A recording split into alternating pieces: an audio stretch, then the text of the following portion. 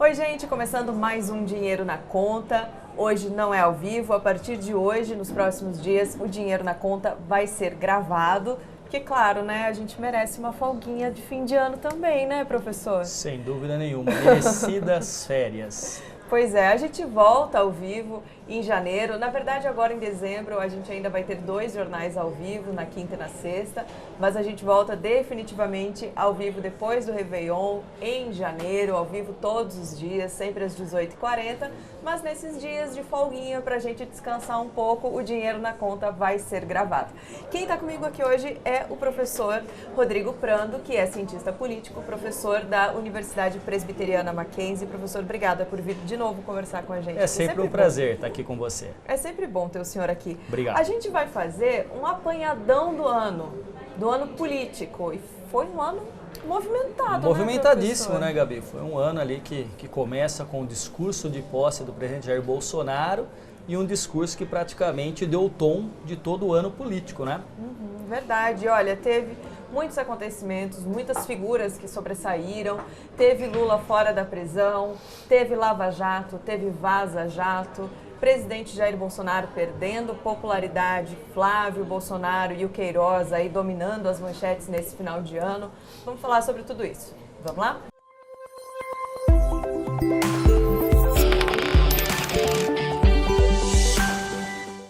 A gente começa então esse Dinheiro na Conta, que pretende fazer um resumão desse ano político, desse 2019, que foi tão conturbado, tão cheio de notícias, um ano de tanto trabalho, né, professor, para nós jornalistas, imagino que para os cientistas políticos também.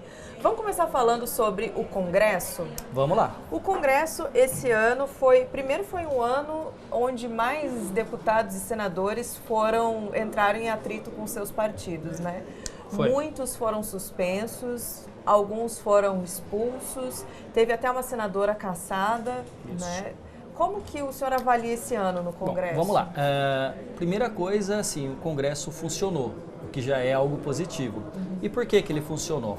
A nossa democracia é uma democracia que é baseada na ideia da divisão tripartite do poder, pensando no Barão de Montesquieu. Então você tem o executivo, o legislativo e o judiciário. E cada poder tem que servir de peso, né, de contrapeso, na verdade, de freio a um outro poder. Então o poder não pode estar nas mãos de um único governante, não seria algo totalitário, né, autocrático, né, absolutista. Então o Congresso, na sua dinâmica, acabou aprovando um projeto, né, que enfim já passou, que foi a questão da reforma da Previdência. Eu acho que ali foi um momento bastante importante, porque via de regra é um tema impopular, porque mexe com a expectativa de aposentadoria das pessoas, com os rendimentos, especialmente na velhice, em que cai a renda e aumentam substancialmente os gastos, e é um tema muito delicado. E ali, dentro do Congresso Nacional, e aí como ele é bicameral, você tem a Câmara dos Deputados e o Senado Federal, passou a Previdência, passou muito mais, eu acho que um personagem que a gente vai conversar daqui a pouco, que é a figura do presidente Rodrigo Maia, né, muito menos pelo esforço do próprio presidente Jair Bolsonaro. E como você bem colocou, alguns atritos, né? Então você teve uma rota de colisão, né, de choque entre deputados do PSL e o próprio partido, a presidência do partido. Você teve deputados que sofreram alguma admoestação dos seus partidos por conta de votarem a favor da reforma da Previdência, portanto, contrários à orientação do partido. A gente teve ali um grupo do PDT, um grupo do PSB, que também foi suspenso. E aqueles grupos e aqueles deputados mais jovens que estão na política, mas também fazem parte de grupos de renovação política, né, que não são partidários. Então, eu acho que a dinâmica foi uma dinâmica interessante e muitas vezes o Congresso Nacional cumpriu o seu papel, que foi de frear os ímpetos presidenciais. Eu acho que isso é um ponto positivo para a instituição, né, Câmara dos Deputados ou, no geral, o Congresso Nacional, mostrando essa ideia da divisão tripartite do poder. O senhor falou desses deputados mais jovens que fazem parte de outros grupos que não são partidos políticos, como o Renova Brasil, por exemplo. Isso. Esse foi um ano de renovação. Há muito tempo o Congresso não se renovava, entraram muitos deputados jovens, ou pelo menos não jovens, mas que estavam ali pela primeira vez, e alguns que nunca tiveram nenhum tipo de cargo eletivo, né? Nunca foram vereadores, nunca tiveram... Gabi, um aspecto muito positivo, a renovação. No entanto, também alguns, especialmente do PSL, chegaram ao poder por conta aí da força, da onda do presidente Bolsonaro e do bolsonarismo, sem nenhuma experiência política, sem nenhuma cultura política prévia. E geralmente quem passa por um partido é socializado dentro desse partido, entende um pouco melhor o funcionamento das casas, Congresso, Senado, a relação entre os poderes, como propor um projeto de lei, quais são os caminhos, né? Aquilo que lá atrás todo mundo falava que quem conhecia muito disso, né, que era o Eduardo Cunha, que ele, com todos os problemas, mas ele dominava com maestria todos os regimentos. Dizem que ninguém conhecia melhor os tão regimentos bem quanto do ele. que Eduardo Cunha. E esse grupo também mais novo, ele está aprendendo e está tateando. E alguns, na verdade, começaram a transformar o Congresso, especialmente a Câmara dos Deputados, quase que numa extensão das redes sociais, para fazer videozinho lacração. Tá? Então isso é um aspecto muito característico dessa nova legislatura. Você não via, quer dizer, hoje alguém está falando, você vê todos os celulares ligados, às vezes a própria pessoa falando, fazendo uma live e tudo mais. Então são características de uma democracia que já não tem mais o tempo das democracias do século XIX ou do século XX. No século XXI nós estamos conectados, né, e conectados em tempo real, e aí a informação tem uma velocidade muito maior. E aí aquela ideia, né, de uma estrutura de partido político, de congresso, né, que ela tem a ideia de uma hierarquia, começou a se perder, e na verdade muitos deputados, muitos políticos estão num contato direto com o eleitor. E praticamente o próprio presidente da República de vez em quando lança uma enquete dizendo, olha, vamos tirar a cadeirinha. Enquete no Twitter, né? Vamos saber o que você acha do porte de armas. Enfim, é uma nova forma de lidar com a política, e que aí os partidos, que são organizações, né, enfim, tem uma organicidade, e os próprios políticos têm que aprender a lidar com esse novo momento da política brasileira e eu diria mundial. O PSL é um caso à parte, né? A gente viu esse ano um racha muito forte ali no PSL, era o partido do presidente Jair Bolsonaro, ele entrou ali em atrito com o presidente do partido, Luciano Bivar, os dois romperam, os parlamentares do partido acabaram rompendo também, aqueles que foram para o lado do Bolsonaro acabaram sendo punidos pelo partido. Como que a gente explica essa diferença tão grande de visões dentro do PSL? Então, vamos lá, o PSL não é um partido clássico, efetivamente, que tem organicidade e que defende um ideal com valores muito bem consubstanciados. Na verdade, o PSL era um partido nanico, tinha, salvo melhor juízo, um deputado. Na onda do bolsonarismo, da eleição do presidente Jair Bolsonaro, tornou-se a segunda maior bancada, mas no limite o partido é um aglomerado de personalidades que tinha pouca cultura política partidária. Então aconteceu isso. Agora, não só por isso, mas especialmente por algo que é muito interessante. Então, assim, se a gente for lembrar do bom Nicolau Maquiavel, que escreveu O Príncipe, ele diz, olha, o governante tem que conquistar e tem que manter o poder. E ali, na verdade, nós tínhamos a figura do presidente Jair Bolsonaro e a figura do presidente do partido, Luciano Bivar. O que estava em jogo? O Bolsonaro, que já é o presidente, queria, obviamente, dominar a estrutura partidária, porque queria, consequentemente, de maneira muito lógica, dominar o fundo partidário, que são os recursos públicos depositados para os partidos para que se possa fazer política. E as projeções para até 2022, quando ocorrerá a eleição presidencial, é que o PSL tenha direito a cerca de R$1 bilhão, porque este dinheiro ele é distribuído pela quantidade de políticos que têm cadeira, ou seja, que foram eleitos. Quantidade de parlamentares. De parlamentares, né? E as cadeiras que eles têm direito depois da eleição. Então, no fundo, o que aconteceu dentro do PSL? Uma disputa por poder e pelo dinheiro. E aí o presidente Bolsonaro e os seus filhos, né, entraram num confronto, né, num atrito com o próprio presidente do partido, e aí o que acontece? O Bolsonaro sai. Então é um presidente em exercício do mandato sem partido político. Essa é mais uma situação inédita em 2019. Justamente, né? Inédita em 2019. Agora, a legislação eleitoral permite. A mesma coisa não acontece com o deputado. Porque se o deputado não alegar justa causa para sair do partido, ele pode perder o mandato. Porque há o voto majoritário prefeito, governador e presidente, e ao voto proporcional, que é o voto para os vereadores, para os deputados estaduais e para os deputados federais. Então, a Justiça Eleitoral entende que a cadeira não é apenas do deputado eleito, mas também para que ele seja eleito tem um percentual de votos que é dado à legenda. Então, muitos foram suspensos, podem até ser expulsos, né? E aí isso é um problema. Então, no fundo, a própria característica do presidente Bolsonaro, Gabi, eu tenho dito o seguinte, nós temos aí o conceito, né, tão famoso, já tão discutido, né, pelos especialistas e também pelos jornalistas, pelos analistas, que é o presidencialismo de coalizão. Isso é um texto já seminal, clássico, do Sérgio Abranches, num artigo já, acho que no meados anos 80, mais ou menos, né, enfim, em que ele trata de dizer o seguinte, olha, um presidente ele é eleito, estou bem grosseiramente falando, é um presidente eleito, mas o fato dele ser eleito, por conta de nós termos uma relação do executivo com o legislativo, necessariamente o partido do presidente ou a coalizão não tem voto suficiente para fazer andar o governo, ou seja, a tal da governabilidade. Então ele tem que fazer uma coalizão mais ampla para ter. Então uma característica desse presidente de coalizão, Fernando Henrique Cardoso, PSDB, necessidade do PFL, naquele momento, hoje é Democratas, mas na época do Fernando Henrique, PFL. Depois a gente tem um outro tipo, que não é o presidencialismo de coalizão, mas especialmente quando o Partido dos Trabalhadores está no poder e acaba comprando apoio político no chamado mensalão, foi caracterizado por alguns como presidencialismo de cooptação.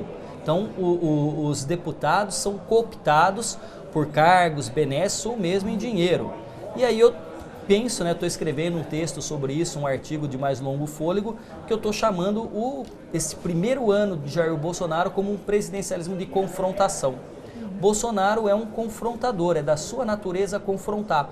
Então ele saiu do PSL, porque essa é a sua pergunta anterior, mas ele saiu do PSL, ele nunca ligou muito para partido, já é o 9º partido pelo qual ele passa. E aí você diz, não, mas isso não é bom, né? Teoricamente não seria bom, mas para um percentual do eleitorado fiel significa o seguinte, se alguma coisa de irregularidade ele sai, é porque ele não está envolvido. Então o fato do Bolsonaro ter pulado de partido de tempos em tempos, cerca de 9 partidos até o momento, deu a ele um perfil de ser novo. Novo não no sentido de ter pouco tempo de mandato ser uma novidade, mas o fato da novidade do Bolsonaro não estar envolvido em escândalos de corrupção. Então isso é um ponto positivo, por quê? Porque construiu uma imagem diferenciada na eleição de 2018. Então ele não tem muita preocupação, ele pula de partido porque os interesses dele, me parece, da família, estão acima dos interesses e dos valores de um partido político. Vamos falar então sobre o novo partido, Aliança pelo Brasil. A gente termina 2019 com o presidente começando a angariar as assinaturas que ele precisa para a criação do novo partido. E é um partido que já surge com características bem específicas, né? Defensor do armamento, é um partido que está bem à direita. Como que você analisa? Bom, é isso mesmo, Léo. Ele quer, na verdade, eu até escrevi um texto dizendo, um partido para chamar de seu. Ele quer, na verdade, ele e os filhos serem as lideranças máximas e as expressões maiores dentro do partido. Então até o número que é pleiteado pelo partido, que é o 38, 38 é o calibre de uma arma muito comum no Brasil, o revólver de calibre 38, o 38. Né?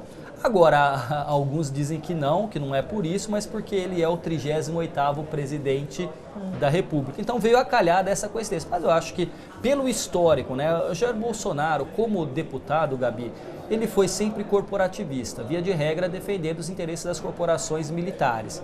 Muitas vezes ele foi estatizante e intervencionista. E aí este partido vai ter essa característica bastante corporativa, ou seja, da união deste grupo de figuras ligadas às Forças Armadas, às polícias civil e militares, não à toa que nessa legislatura, né, capitães, coronéis, né, sargentos, enfim, foram muito comuns, né, dentro deste conjunto de deputados. Então é um partido que tem um perfil bem à direita, com as características que o Bolsonaro... Então, a ideia do presidente Bolsonaro, já em 2018 e neste primeiro ano de governo, foi o quê?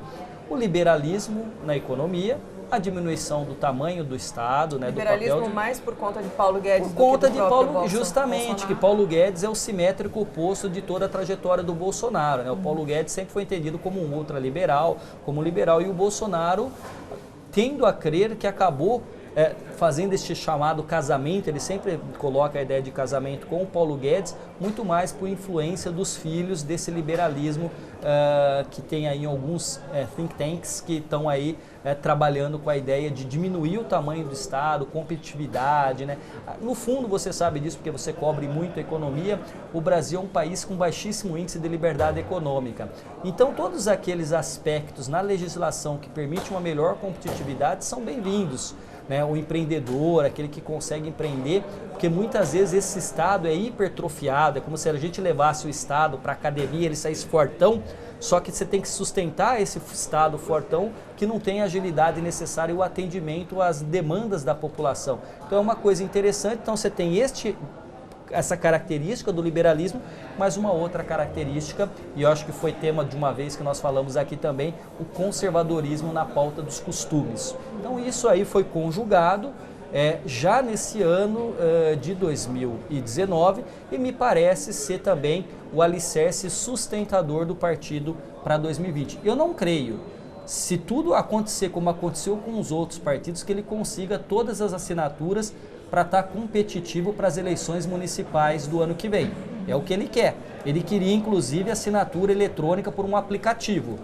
E aí é um contrassenso ele sempre defender a impressão do voto, mesmo na urna eletrônica, porque acha que pode ser fraudado e acabar defendendo... De fundar o partido, ele acha que pode ser justamente, por aplicativo. Por aplicativo. Então vamos lembrar que o próprio partido da Marina Silva, a Rede de Sustentabilidade, demorou, porque as assinaturas foram... Não é uma coisa tão simples. A Marina, a gente até gravou uma entrevista com ela falando sobre isso, para o My News Explica. Ela disse que ela acabou levando 2 anos, porque das quase 500 mil assinaturas que precisavam, eles tiveram que coletar 1 milhão. Isso. Porque assim, metade foram anuladas depois. Então você imagina que Agora, Bolsonaro pode fazer uma rede de apoio de instituições que o apoia para tentar. Agora eu acho particularmente difícil ter uma aliança pelo Brasil competitivo para as eleições municipais.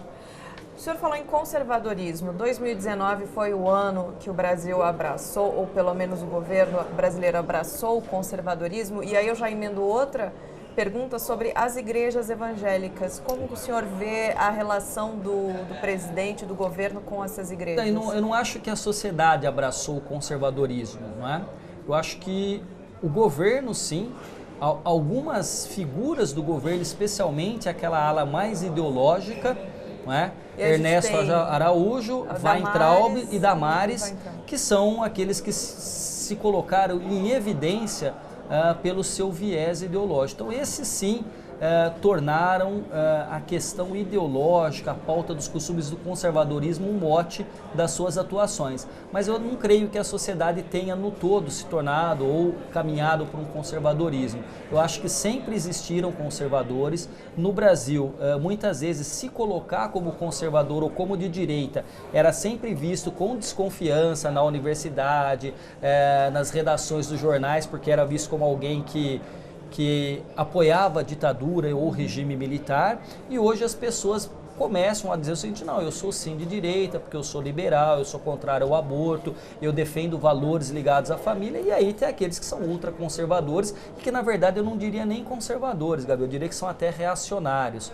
Tem alguns que são levados por ideólogos a visualizarem um mundo que é o mundo da Idade Média, um mundo pré-iluminista. Né? Antes da idade do século XVIII, da Revolução Francesa e da razão culminando como forma de compreender e de atuar no mundo. Então assim, e dentro disso, claro, tem igrejas evangélicas, mas você não pode pegar e colocar evangélicos num único quadrado, numa única definição, porque você tem várias igrejas evangélicas que podem sim estar mais à direita, mais ao centro ou até mesmo à esquerda. Né? Existem pastores que são pastores e que têm um perfil e uma atuação de esquerda.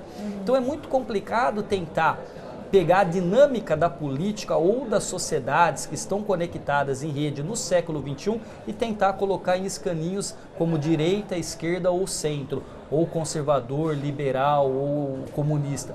Na verdade, o comunismo, como coloca o governo, o socialismo, como coloca os ideólogos do governo, só existe, na verdade, numa fantasia na cabeça deles. O Brasil nunca foi um país comunista ou socialista, né? Professor, falando ainda em Bolsonaro, saiu na sexta-feira a última avaliação dele do ano. 38% aprovam o governo e 29% reprovam o governo. Não é o contrário? Não. 38% reprovam o governo e 29% aprovam o governo. 31% consideram esse governo regular. A pesquisa é do Ibope. Ele começou o ano com uma aprovação muito maior e essa aprovação despencou durante o ano. Os primeiros meses, né, ela deu uma queda porque foi, pela série histórica que nós conhecemos, o pior desempenho dos presidentes desde Collor. Né? Então nós estamos falando da nova república, da redemocratização. Agora, a característica não é só isso, né, Gabi? Eu acho que tem um ponto também que não é apenas a reprovação, mas muitas pessoas, saiu uma pesquisa também na semana passada, que mostrava que não confiam naquilo que o presidente fala. Então, assim, como o presidente Bolsonaro teve uma trajetória política sem expressividade no Congresso, ele particularmente não se especializou em algum tema como educação, saúde, previdência, reforma do Estado. Ele não foi nunca um parlamentar estudioso ou que tivesse um grupo de assessores estudiosos para lhe dar subsídios. E eu acho que muitas vezes ele acaba atuando no mais absoluto senso comum e meio que jogando como se estivesse numa live, né? Quer dizer, ó, galera, cadeirinha, dá trabalho colocar cadeirinha para criança? Dá. Óbvio que a segurança é trabalhosa, né? A questão dos radares. Então, eu acho que é aquilo que a gente chama na ciência, né, de um comportamento empírico, né? Ele vai testando pelas sensações, pelas experiências, e aí tem um problema, que é generalizar. Então, eu acho que assim, esses índices de reprovação ou de desconfiança do presidente Bolsonaro é muito dele. Ou seja, as crises que o governo Bolsonaro enfrentou nesse ano de 2019 não foram crises oriundas da investigação da mídia, não foram crises especialmente dos partidos de oposição. Veja que PT teve a pauta que a gente vai comentar daqui a pouco, Lula livre e tudo mais, mas não foi um grupo de parlamentares de esquerda que bateram. Quando teve problema, é o Bolsonaro que criou problema com os governadores do Nordeste, foi com alguém. O presidente da OAB, que chamou chamou a Greta, né, que é uma expressão internacional do ambientalismo, concordando ou não com ela, de pirralha. Ato contínuo, dias depois, ela é eleita a personalidade do ano. O técnico do INPE, né, o cientista do INPE que foi demitido, Ricardo Galvão, considerado dos 10 maiores cientistas do mundo pela Nature. Então, tudo isso são fatos que mostram, pera um pouquinho, será que não dá para deixar o Paulo Guedes? Parece que o Paulo Guedes vai trabalhando, a economia está se recuperando lentamente, mas está se recuperando, mas ele faz questão de manter o que? Esse estilo que eu coloquei, do presidencialismo de confrontação. Para ele manter a chama do bolsonarismo acesa, a sua militância, como se a eleição não tivesse acabado, ele faz isso e os índices estão aí para mostrar. Por outro lado, mesmo com a aprovação em baixa, na semana passada também teve pesquisa dizendo que ainda assim, num eventual segundo turno, ele sairia vencedor. Quer dizer, falta alguém na oposição? Isso, aí que tá, não é? Eu até vi, parece que eu vi um Twitter de um dos filhos dele criticando uma jornalista, dizendo assim, como pode ser tão rejeitado e ser favorito? Porque só tem ele agora. Ele está em evidência. O Lula não concorre. O Lula pode até, pela lei da ficha limpa, continue inelegível. Então o Lula não concorre. A questão é quem vai ser o competidor do Bolsonaro à esquerda? Ciro Gomes? Marina? No centro político, Dória. Dória parece que se encaminha mais para a direita nesse novo perfil do PSDB. Vai ser quem o competidor? Rodrigo Maia, que é um nome, enfim. Aí, isso que eu ia lhe perguntar. Esse 2019, definitivamente, se foi o ano de alguém, foi o ano do Rodrigo Maia, né? Foi o presidente da Câmara, ele se destacou desde o início do ano. Sim. Tomou as rédeas ali de uma articulação política que o presidente fez questão de soltar, né? Ele pode ser um nome? Olha, pode ser. Presidente da Câmara, presidente do Senado, governador do Rio de Janeiro, governador de São Paulo, governadores de destaque no Sul ou no Nordeste, sempre são nomes presidenciáveis. Os candidatos de outras eleições, Ciro, Marina, enfim, todos são. Agora, eu não sei se o Rodrigo Maia arriscaria entrar numa disputa por executivo. Eu acho que tendo uma chance muito concreta e já pavimentada de se tornar aí continuar se tornando, enfim, uma liderança consolidada dentro do Legislativo, não é? Então, o Rodrigo Maia, se não fosse a liderança dele, a reforma da Previdência não teria saído. Eu me lembro que nós tivemos um programa discutindo isso, naquele momento o Bolsonaro parecia olhar com desdém ou com desconfiança e, de certa maneira, o Rodrigo Maia, vale lembrar, foi atacado nas redes sociais, foi atacado pela militância nas ruas, pela militância bolsonarista nas ruas, como foram atacados os ministros do Supremo Tribunal Federal, a ponto de o Rodrigo Maia, ainda no primeiro semestre, falar ao presidente sair das redes sociais, parar de brincadeira e governar. Foi um momento de muita tensão, né? E aí, quando você não tem a parceria com o presidente da Câmara ou do Senado, isso tem um problema muito sério. Por quê? Porque são eles que cuidam da pauta. São eles que podem adiantar ou trancar ou segurar alguma coisa que é de interesse do governo. Então, Rodrigo Maia termina o ano, me parece aí, e pensando agora comparativamente ao Alcolumbre, que tem um final de ano melhor do que um ano... O Alcolumbre, nesses últimos 2 meses, a gente começou a ouvir falar do nome dele, né? Mas ele passou o ano mais até porque chegou lá a presidência, mais num confronto com o nome favorito que acabou retirando, que foi o Renan, né?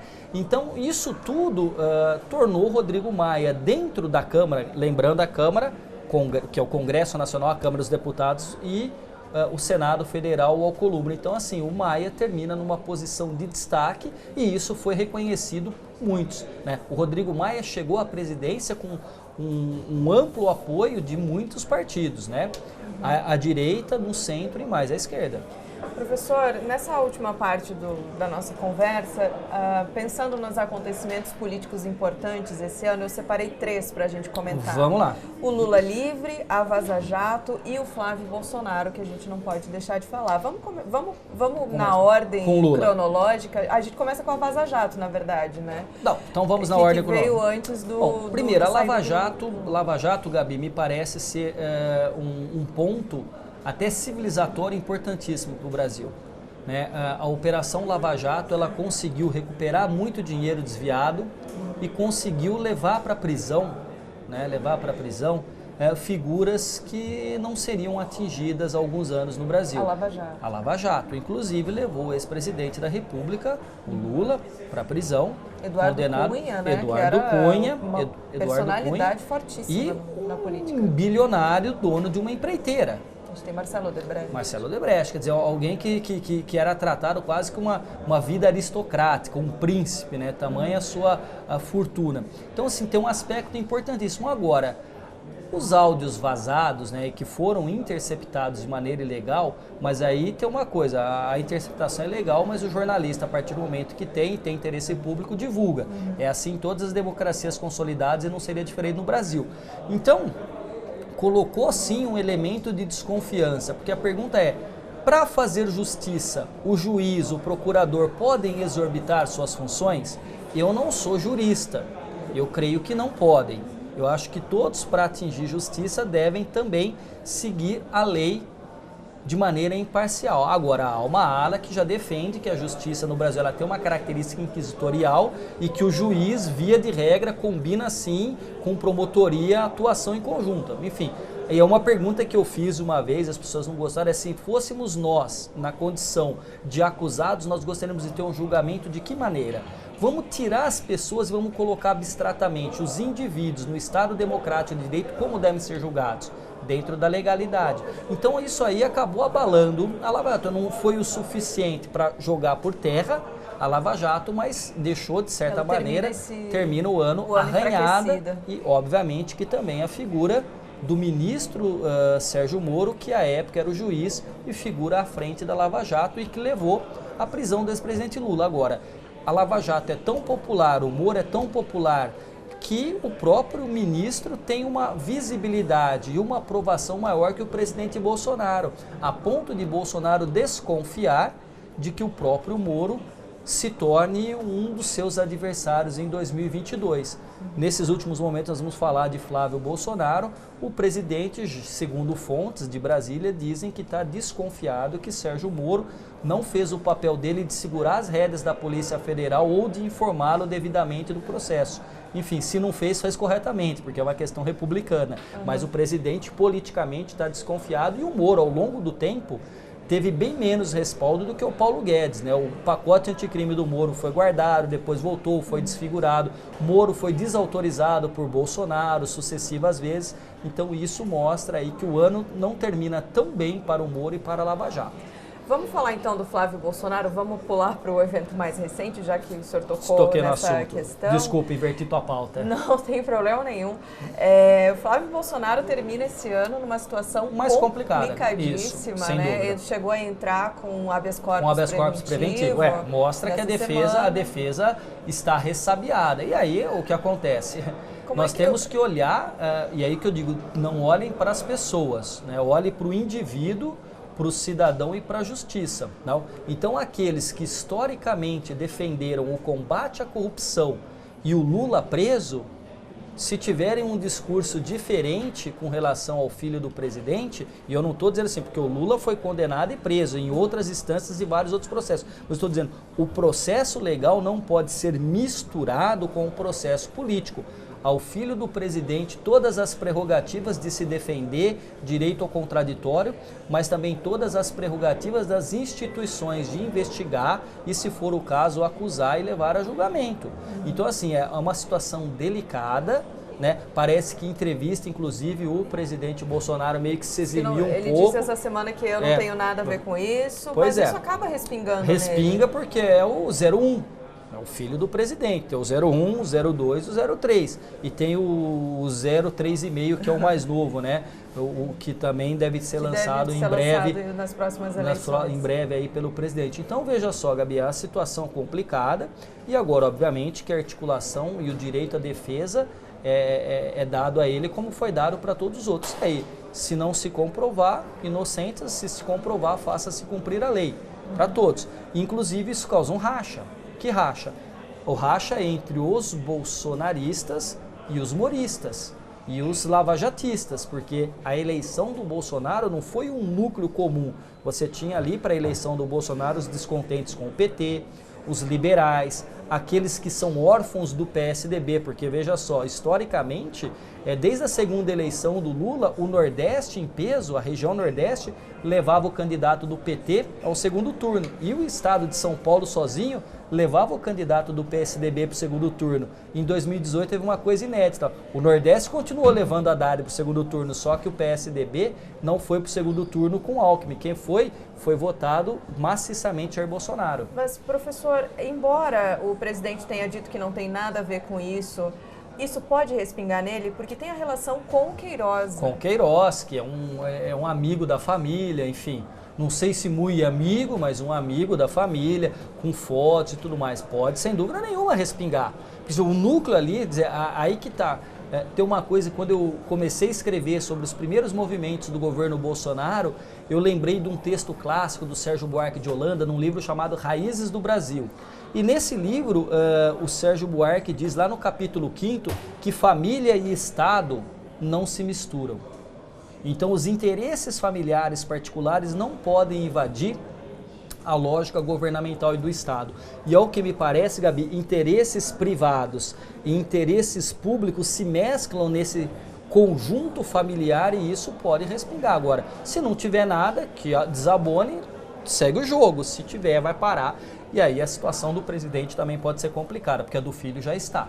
Bom, para encerrar, professor, então o acontecimento que nós pulamos, a saída do ex-presidente Lula da prisão, como que isso mudou? Agora, a última vez que a gente conversou foi no dia em que ele saiu, né? Isso. E aí existiam várias possibilidades. Agora, mais de um mês depois, o que mudou? Eu acho que o impacto foi menor do que se esperava. Naquele momento que eu estava aqui com você, eu me lembro, a gente dizia o seguinte, olha, ele tem uma opção de radicalizar o discurso e ser um confrontador também de Bolsonaro, ele tem feito isso, mas, por outro lado, ele poderia amainar esse discurso e reavivar o tal do Lulinha, paz e amor, não é? Da primeira eleição e caminhar mais ao centro para ver se isso não aconteceu. Ele manteve um discurso mais radicalizado, né? Um discurso mais duro, só que também não é só o filho do presidente Bolsonaro que está com problema. A Lava Jato está chegando, me parece, né? Também no Lulinha, no filho do presidente, naquela ideia ali, daquele histórico de monitor do zoológico a milionário por conta de relações com telefônicas, né, com telefonias, melhor dizendo. Então veja, a situação do presidente Lula, ela melhora um pouco porque está preso, é muito pior do que estar livre, isso é óbvio. Ele tem possibilidade de falar e de viajar ao Brasil, só que a situação não está confortável, porque outros tantos processos seguiram, né, com condenações em segunda instância, e aquilo que a defesa almejava imediatamente, que seria a anulação por conta da suspeição do juiz Sérgio Moro, hoje ministro, não aconteceu. Não aconteceu. Então, assim, é uma situação melhor do que estava começando, óbvio. Dormir na sua própria cama deve ser muito melhor do que dormir num presídio, numa penitenciária. Mas não é tão fácil assim. Até porque a característica do Lula, Gabi, é uma personalidade com carisma, com inteligência e comunicação muito acima da média dos políticos brasileiros, eu diria até no mundo. No entanto, ele não permitiu, a partir desta personalidade tão amplificada, que outras lideranças no PT surgissem a fim de substituí-lo no momento correto. Ou seja, o Lula nunca quis passar o bastão e sempre quis, inclusive preso, determinar o andamento do partido. E aí a consequência é esse, o ex-presidente solto ainda, condenado com vários processos, mas com problemas ainda muito graves para ser resolvido. Eu tinha dito lá atrás que eu achava pouco provável que o Lula fosse competitivo novamente, porque ele está condenado e tem uma certa idade, mas política ele vai continuar fazendo sem dúvida nenhuma. É o ser dele, ontologicamente, o ser dele é um ser político. Professor, muito obrigada por essa conversa. Sempre um prazer, Gabi. Que 2020 seja um ano um pouco mais calmo, quem sabe? Duvido, mas estamos aí para isso. Não crie, eu também né? duvido, sinceramente. Mas... Jornalistas, cientistas políticos, sociólogos, analistas políticos não morrem de tédio no Brasil. Aqui a gente é todo dia, né? De jeito nenhum. Às vezes a gente só reza por uma semaninha calma, só para descansar a cabeça um pouquinho. De vez em quando, mas às vezes quando eu estou lá descansando, toco o telefone porque aconteceu alguma coisa e eu não estou nem sabendo. Complicado. Professor, muito obrigada. Feliz Ano Novo, Feliz Natal, Feliz Ano Novo para o senhor. Para vocês também. Amanhã o Dinheiro na Conta volta, gravado.